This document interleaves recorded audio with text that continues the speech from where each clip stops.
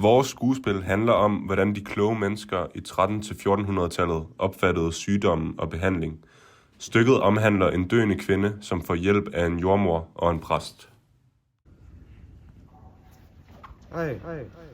Kære jordmor.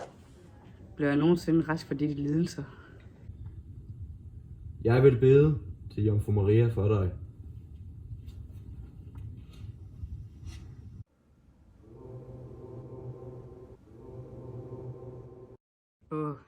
Er der andet, man kan gøre for at blive rask?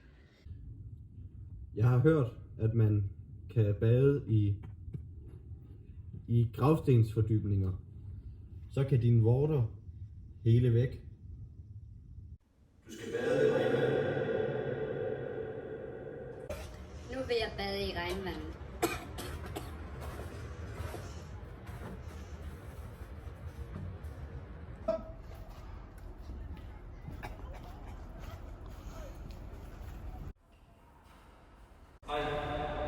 Kære præst.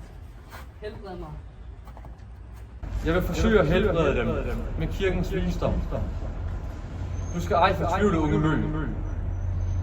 Dine vorter vil forgå, hvis de blot kaster penge i kirkens vand. Præsten stod længe og Prøvede at helbrede den døende kvinde.